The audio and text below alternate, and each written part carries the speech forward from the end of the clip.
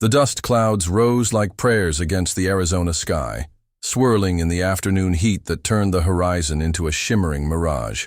Jacob Thornfield adjusted his worn leather hat and squinted toward the ridge where the government wagons had disappeared an hour ago, leaving behind only wheel ruts in the hard-pan dirt and the lingering taste of injustice in his mouth. The Prescott Valley spread before him like a sun-bleached canvas, dotted with scrub brush and the occasional stunted oak that had somehow survived another brutal summer. His ranch house sat modest and weathered against the backdrop of red cliffs, its tin roof catching the light like a mirror reflecting years of solitary evenings and empty conversations with his cattle. Jacob had built this place with his own hands after the war, when the nightmares from Gettysburg still woke him most nights, and the silence of the desert felt like medicine for a soul that had heard too much cannon fire. 15 years later, the nightmares had faded, but the silence had grown heavier, pressing against his chest like an accusation he could never quite name.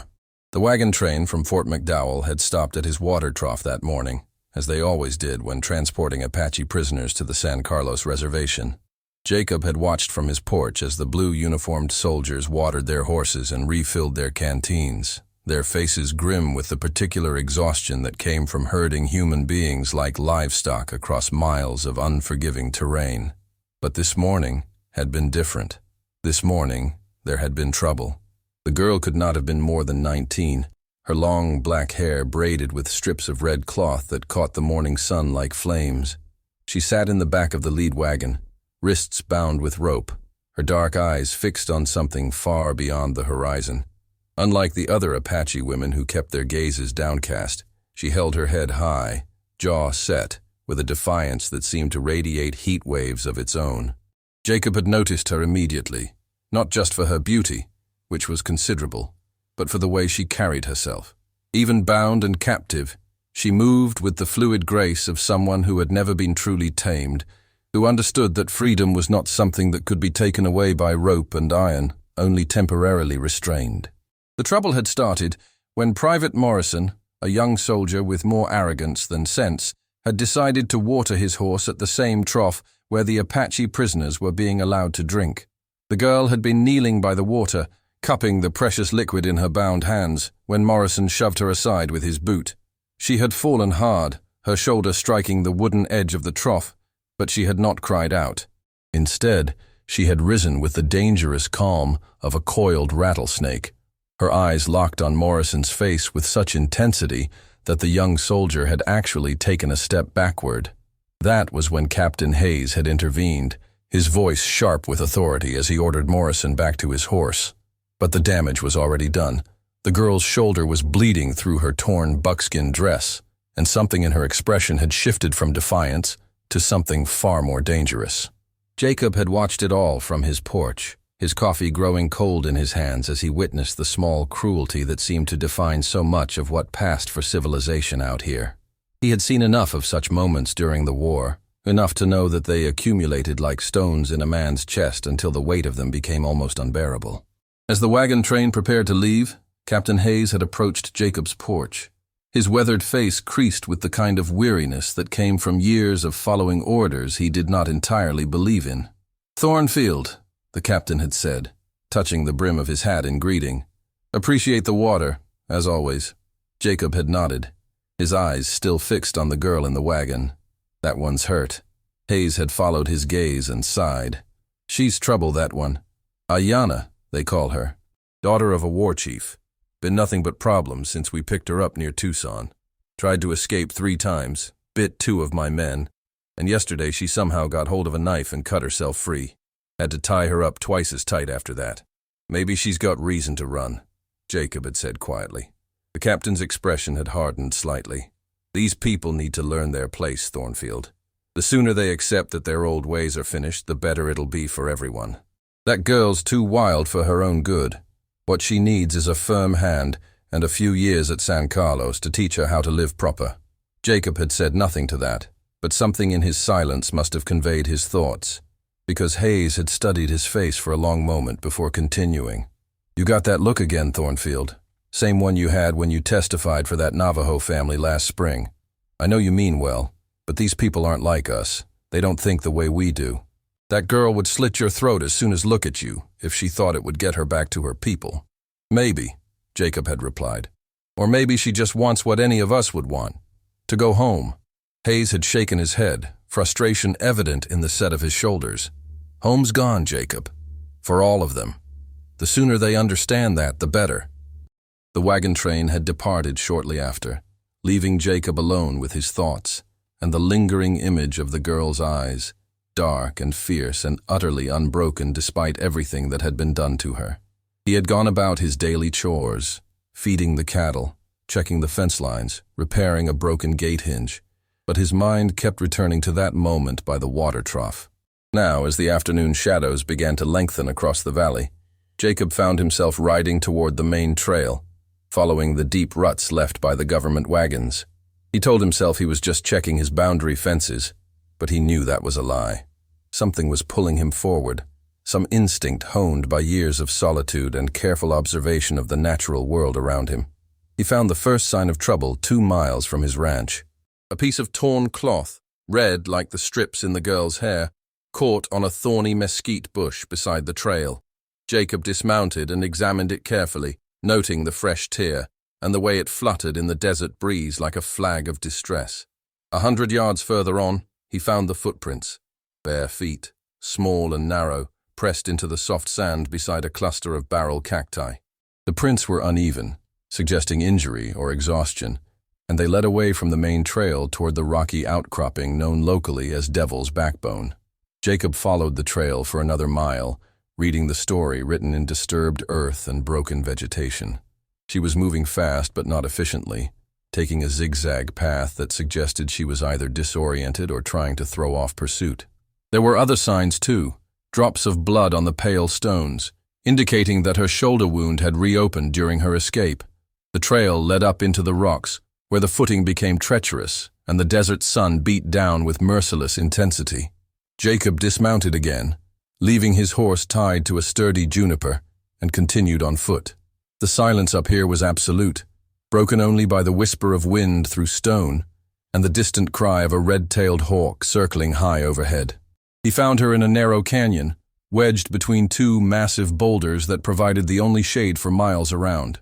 She was unconscious, her breathing shallow and rapid, her dark hair matted with sweat and dust. The torn buckskin dress was stained with blood from her wounded shoulder, and her lips were cracked from thirst.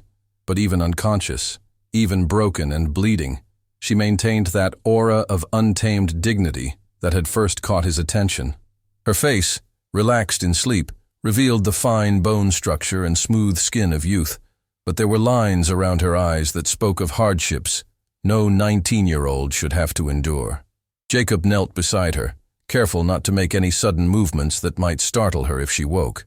Up close, he could see the rope burns on her wrists, where she had struggled against her bonds, the bruises on her arms that spoke of rough handling, and the fever flush that indicated infection was beginning to set in. "Easy there," he murmured, though she could not hear him.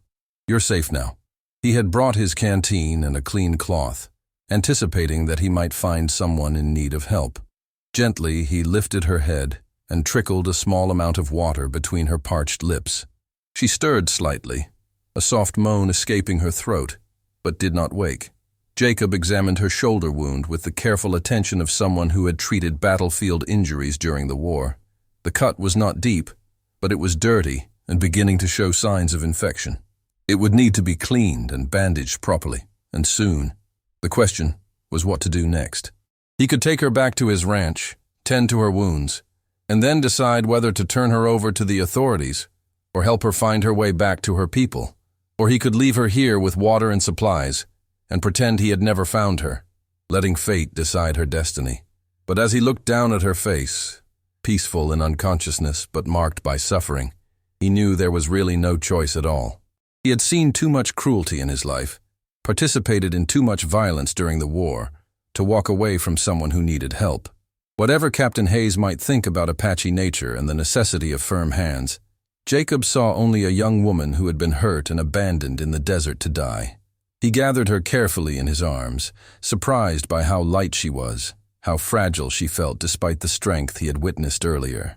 The walk back to his horse was treacherous, navigating the rocky terrain while carrying an unconscious person. But Jacob had carried wounded comrades across worse ground during the war, and his footing remained sure.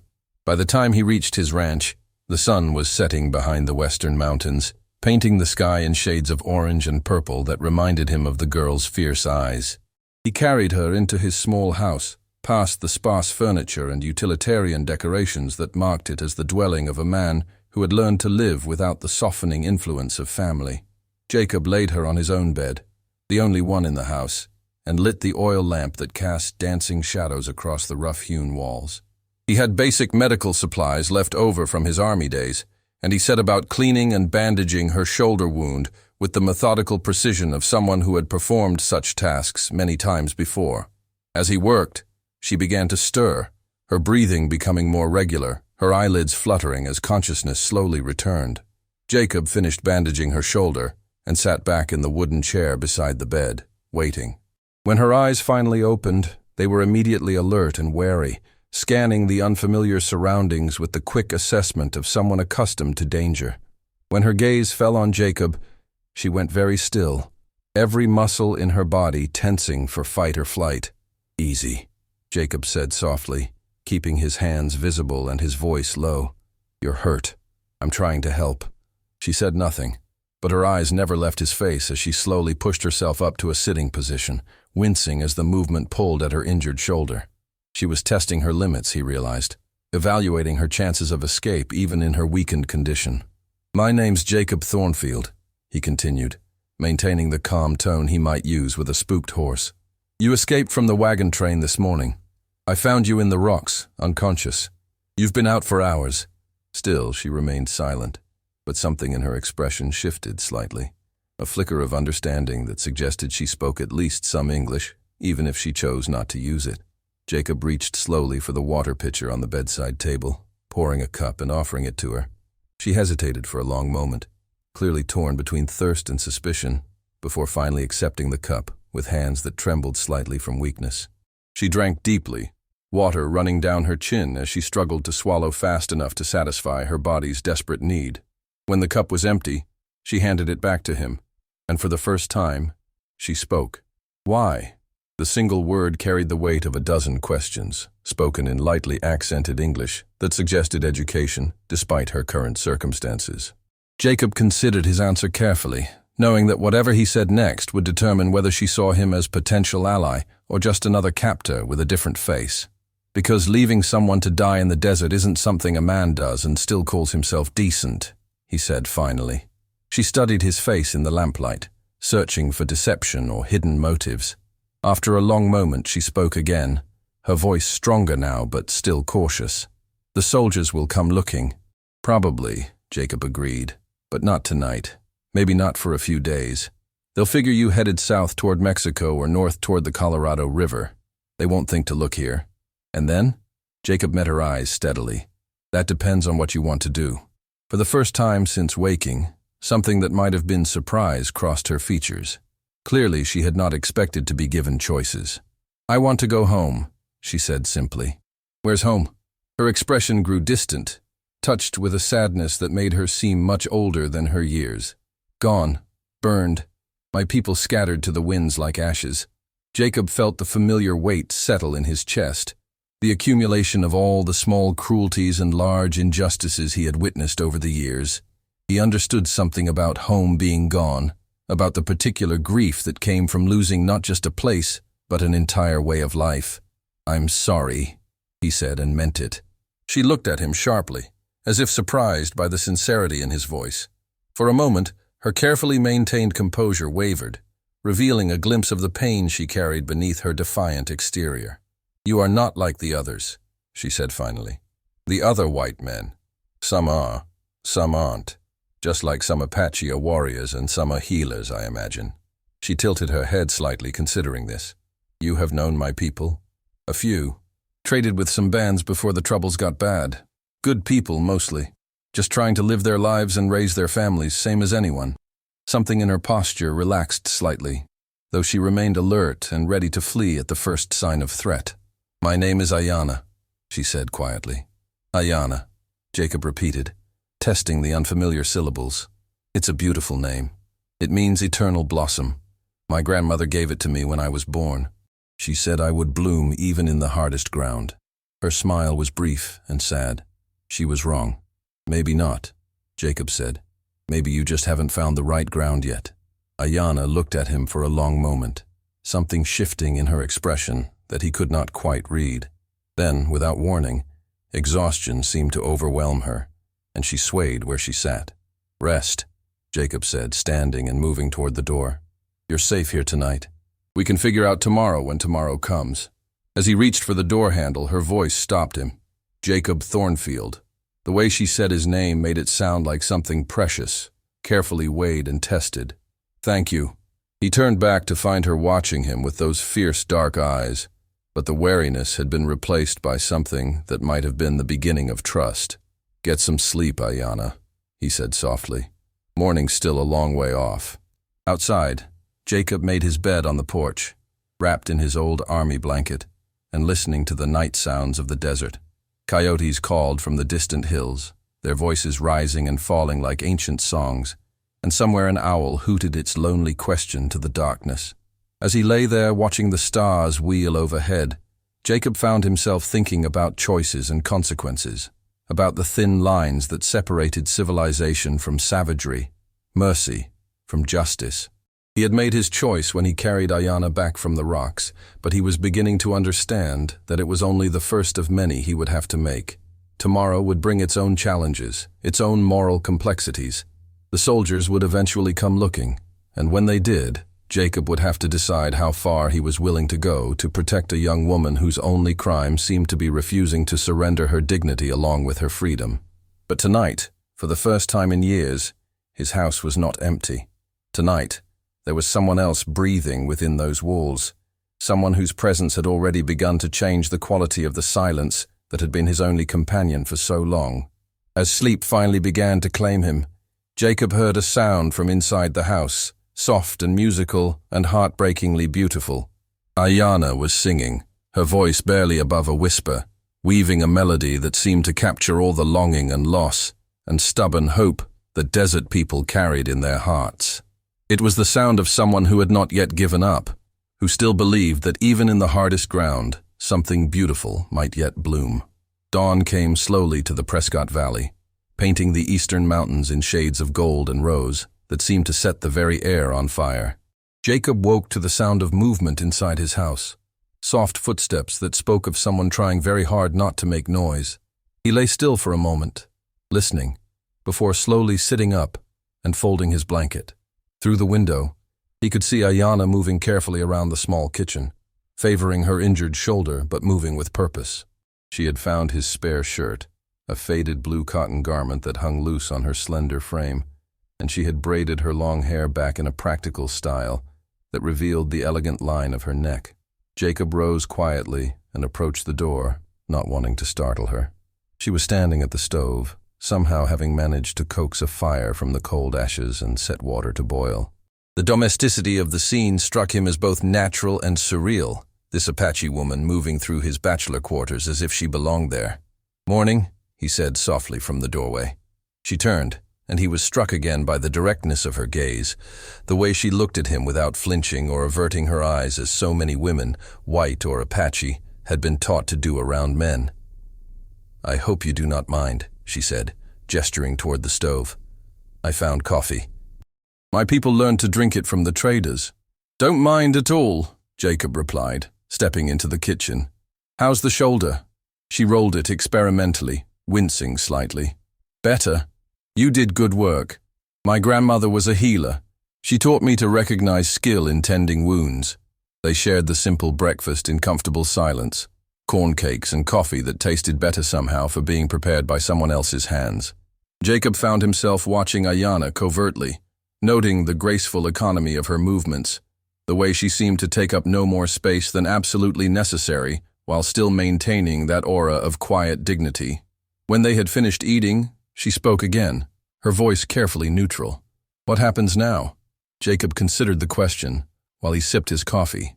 Outside, the morning was heating up quickly, promising another scorching day that would make travel difficult for anyone foolish enough to venture far from water and shade.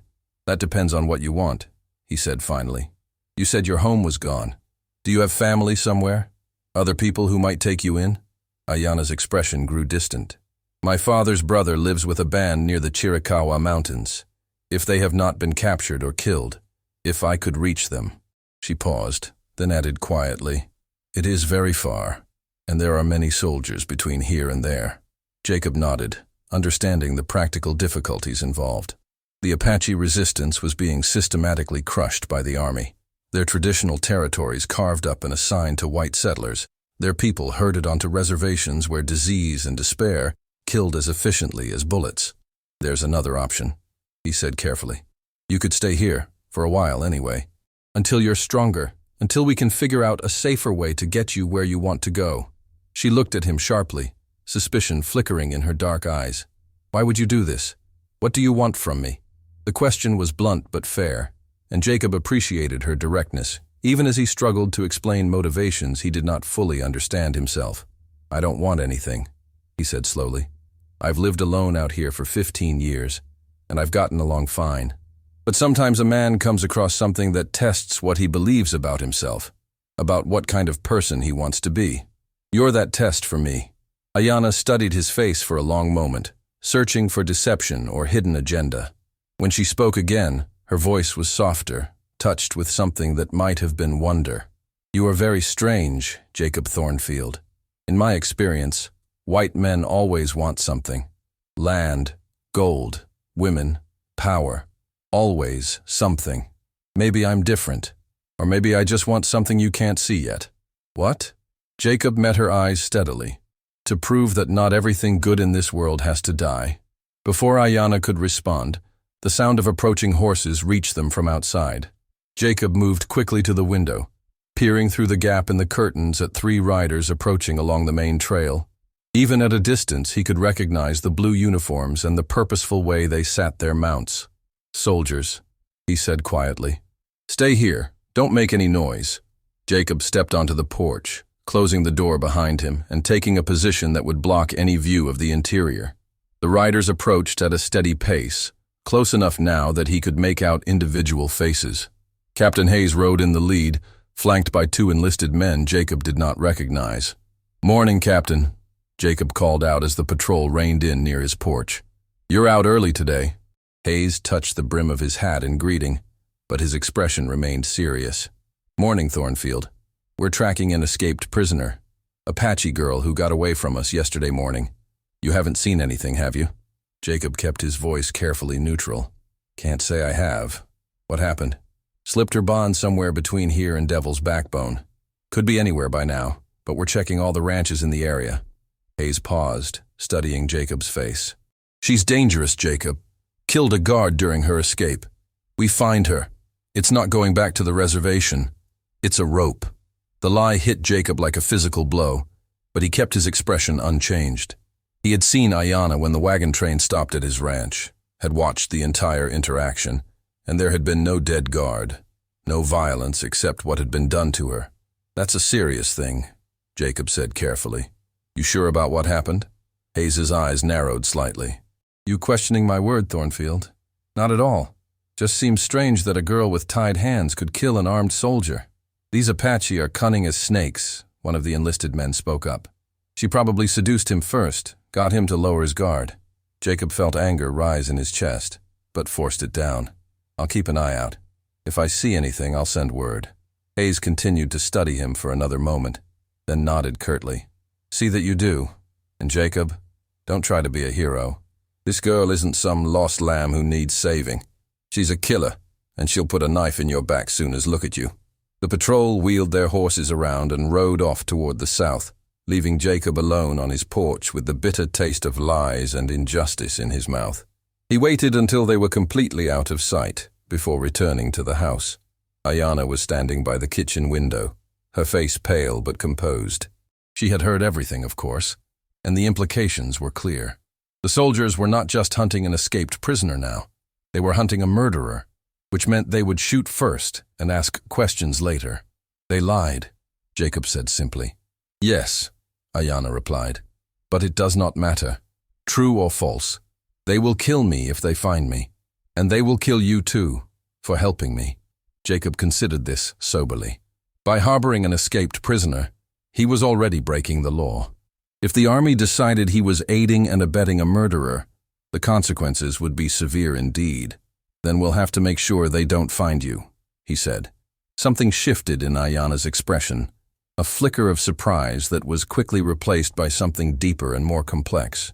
She stepped closer to him, close enough that he could smell the sage and wood smoke scent that seemed to cling to her hair. You would risk your life for me? A stranger? An Apache? I would risk my life for anyone who needed help, Jacob replied. But even as he said it, he knew it was not entirely true. There was something about this particular woman, something that called to parts of himself he had thought long dead, that made the risk seem not just worthwhile but necessary. Ayanna reached out and touched his hand, her fingers warm and calloused from years of hard work. Then I will stay, for now, until we can find a way to get me safely to my people.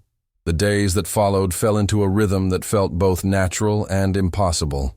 Ayanna proved to be remarkably adaptable, quickly learning the routines of ranch life and finding ways to help despite her injured shoulder. She had a gift with the animals, Jacob discovered, approaching his cantankerous horses and stubborn cattle with a patience and understanding that seemed almost supernatural. In the evenings, they would sit on the porch and watch the sun set behind the mountains, sharing simple meals and easier conversation as the barriers between them slowly eroded. Ayanna told him stories of her childhood, of learning to track deer through mountain forests and to read weather patterns in the shape of clouds. Jacob spoke of his own past, the farm in Ohio where he had grown up, the war that had changed everything, the long journey west in search of something he could not quite name. It was during one of these evening conversations that Jacob made a decision that would change both their lives forever. I've been thinking, he said, setting down his coffee cup and turning to face her, about what you said, about getting you to your uncle's band in the Chiricahuas. Ayanna looked at him expectantly, her dark eyes reflecting the last light of the dying sun. It's too dangerous to try it on foot or even on horseback. Too much open country, too many patrols. But there might be another way. What way? Jacob hesitated, knowing that what he was about to propose would sound crazy, might even be crazy. But the more he thought about it, the more sense it made. What if you didn't have to run? What if you could hide in plain sight? Ayanna frowned, not understanding. I do not follow. The army is looking for an escaped Apache prisoner. They're not looking for a rancher's wife. The words hung in the air between them, like a challenge to everything they both understood about the world and their places in it. Ayanna stared at him for a long moment, her expression unreadable. You are asking me to marry you, she said finally, her voice carefully neutral. I'm asking you to let me protect you the only way I can think of that might actually work. A white man's wife has legal status, protection under the law. They can't just drag you away without cause. And what would you get from this arrangement? Jacob looked out across the desert, gathering his thoughts. When he spoke again, his voice was quiet, but firm. Company, purpose, maybe a chance to build something good in a world that seems determined to destroy everything decent and beautiful. Ayanna was silent for a long time, considering. When she finally spoke, her question caught him off guard. Do you know what it means to be married to an Apache woman? The customs, the obligations? Jacob shook his head. I don't know anything about Apache customs, but I know about respect, and I know about partnership. I figure the rest we can learn as we go. Something in her expression softened slightly. Among my people, marriage is not just between two individuals. It is between families, between clans. It creates obligations that last for generations. I don't have any family left, Jacob said simply, so I guess that makes things simpler. No, Ayanna said, and for a moment Jacob thought she was rejecting his proposal entirely. Then she continued, her voice taking on a formal quality that suggested she was reciting something important. If we do this thing, if we join our lives together, then my family becomes your family. My obligations become your obligations. My enemies become your enemies. And my protection becomes your protection? Yes. Jacob extended his hand toward her, palm up, an invitation rather than a demand. Then let's make some new obligations. Ayanna looked at his outstretched hand for a long moment. and Jacob could see the war playing out behind her eyes. This was not just about safety or convenience. This was about trust, about choosing to build something together in defiance of a world that insisted they were natural enemies. Finally, slowly, she placed her hand in his. Her skin was warm and rough from hard work, her grip firm and sure. "There is a ceremony," she said quietly. "Traditional words that must be spoken. Then speak them." Ayana's voice took on a rhythmic, almost musical quality as she began to recite words in her native language. Jacob could not understand the meaning, but he could hear the power in them, the weight of generations of tradition and belief. When she finished, she looked at him expectantly. "I don't know the Apache words," Jacob said, "but I know what I want to promise you." He squeezed her hand gently, his eyes never leaving hers. "I promise to stand between you and anyone who would hurt you. I promise to respect your ways and learn your customs. I promise to be your partner in whatever comes, good or bad. And I promise that as long as I draw breath, you will have a home and a place to belong." Ayana's eyes glistened with unshed tears, but her voice remained steady. "And I promise to be your companion and your ally. I promise to share your burdens and your joys. I promise to bring the strength of my people to our union, and to help you remember that love can grow even in the hardest ground." They sat together in the gathering darkness, hands clasped, two people from different worlds who had chosen to create something new together. In the distance, coyotes began their evening song, and somewhere an owl called its lonely question to the night. The next morning brought both a challenge and an opportunity. Jacob was repairing a section of fence when he saw the dust cloud approaching from the east. This time, it was not soldiers, but a civilian wagon. A merchant's rig by the look of it, heavily loaded and traveling with the careful pace of someone carrying valuable cargo. As the wagon drew closer, Jacob recognized the driver. Samuel Morrison, a trader who made regular runs between Tucson and Prescott, dealing in everything from coffee and tobacco to farming implements and cloth goods. He was also, Jacob knew, a man who made it his business to know everyone and everything that happened within 100 miles of his regular route. "Morning, Jacob," Morrison called out as he pulled his team to a halt near the ranch house. "Mind if I water my animals?"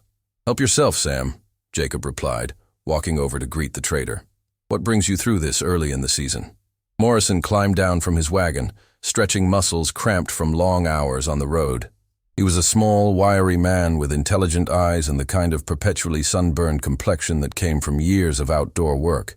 "Special order for the new hotel in Prescott," Morrison replied, unhitching his lead horse and leading it toward the water trough. "Fellow wanted his wife to have some of the finer things of civilization, if you can believe that. Paid me twice my usual rate to make the trip." As Morrison tended to his animals, his eyes scanned the ranch buildings with the casual thoroughness of someone accustomed to gathering information. When his gaze lingered on the kitchen window where Ayana was visible preparing the noon meal, Jacob felt a moment of tension. "Looks like you've got company," Morrison observed, his tone carefully neutral. "My wife," Jacob said simply, the words feeling strange in his mouth, but also surprisingly right. Morrison's eyebrows rose in surprise. "Wife? Well, I'll be damned, Jacob. When did this happen?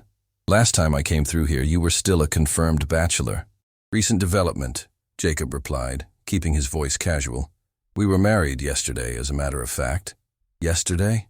Morrison's surprise deepened. "That's mighty sudden. Where'd you find her? She's not from around here, that's for certain." Jacob felt the weight of the moment, understanding that his next words would determine whether his plan had any chance of success.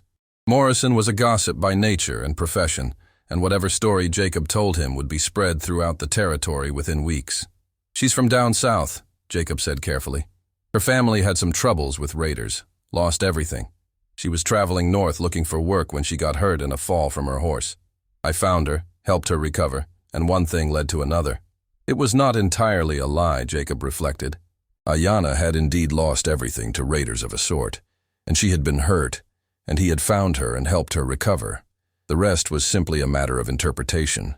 Morrison nodded slowly, accepting the explanation with the practiced ease of someone who had heard stranger stories in his travels.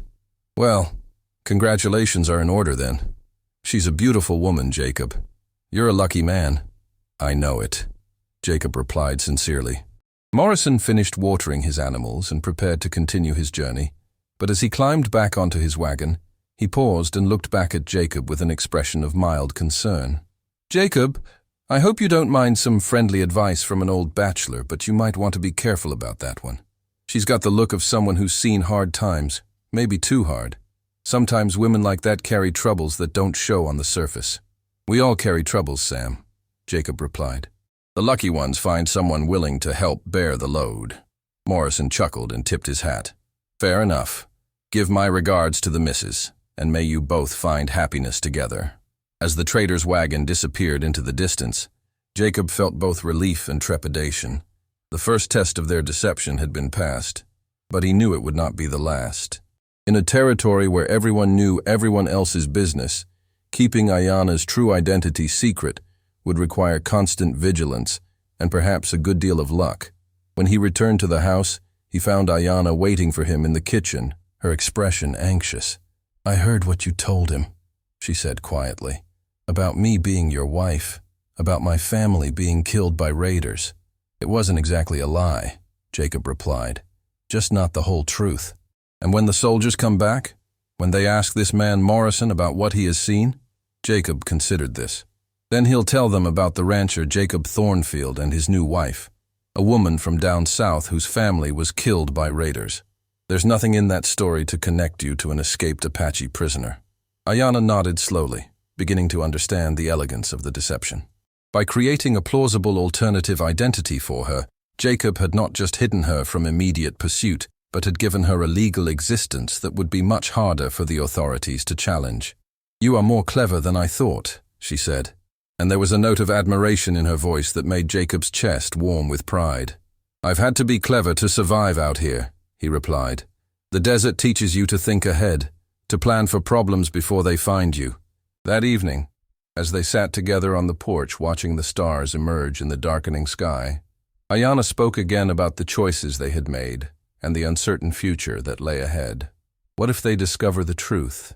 she asked quietly. "What if someone recognizes me, or the soldiers become suspicious?" Jacob was quiet for a long moment, considering the question that had been troubling him as well. When he finally spoke, his voice was calm but determined. "Then we'll face whatever comes together. That's what marriage means, isn't it? Standing together against whatever the world throws at you." Ayana turned to look at him, her dark eyes reflecting the starlight. "Among my people, there is a saying, 'The tree that bends in the storm survives, while the one that stands rigid breaks.' Perhaps we can learn to bend together." "I'd like that," Jacob said softly, reaching over to take her hand. As they sat together in the comfortable silence that had become natural between them, both of them understood that they had crossed a line from which there could be no return. They were no longer simply a white rancher and an Apache refugee thrown together by circumstance. They were husband and wife, partners in a deception that had become something deeper and more real than either of them had expected. In the distance, a coyote called to its mate, and the sound seemed to carry with it all the wild hope and desperate love that flourished in this harsh and beautiful land where survival itself was an act of faith. Tomorrow would bring new challenges, new tests of their resolve and their growing bond. But tonight, under the vast canopy of desert stars, they were simply two people who had chosen to face an uncertain future together, and that was enough. End of part 2.